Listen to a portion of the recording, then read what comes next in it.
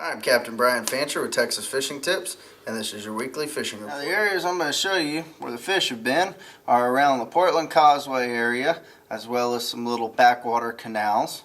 Coming around, there's a few over here in the Intercoastal Waterway outside North Shore Country Club, and then back down, heading south towards Dimmitt Island, as well as outside edge of in the Corpus Christi Bay. And then we'll kind of end it up with a little bit back here in Oso Bay towards the back. There's a ton of trout working the Portland Causeway right here right now. Your best bet's to hop in a kayak and work that area. And if you don't have a kayak, a shallow running boat with a good trolling motor is another option. You just don't want to tear up all the new seagrass that they've put in along here. They haven't been real picky on what they're hitting, but anything you've got in the paddle tail or sand eel variety would work real well to catch the trout along here. There's not a ton of big ones, but there's a lot of quantity of them, as well as some reds mixed in. Now there's also been a few running these backwater canals along here near the homes you've seen off the side of the road.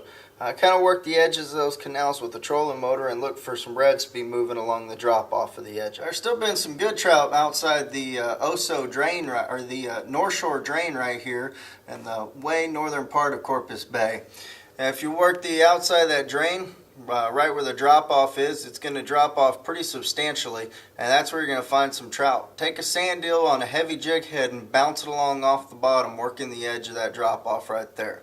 Also, if you can take you some cut mullet, there's been some schools of redfish swimming along the intercoastal right along here as well. There's been quite a few schools of redfish, black drum, and sheep's head working around this side of Dimmitt Island, up towards the boat hole in these crash channels right around here.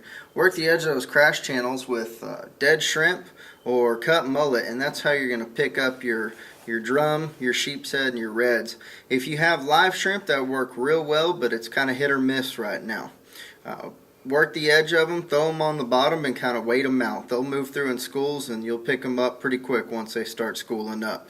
Now, if you'll work past Dimmitt and come to the outside edge of Corpus Bay, way on the south end of it, there's a series of sandbars along this outside edge.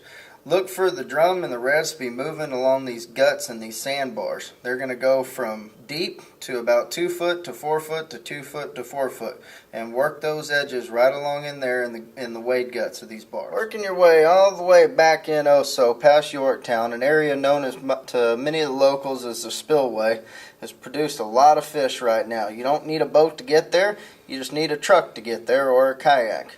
But with these cold mornings and the evenings staying relatively cool as well, the fish are stacking back there at the warm water outlet of the power plant.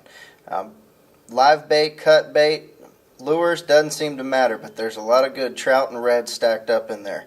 So get in that deep water where the water's flowing out and look for the fish. And don't forget to go to TexasFishingTips.com to register for our weekly t-shirt and tackle giveaway brought to you by Gulf Coast Marine. I'm Captain Brian Fancher, and thank you for watching.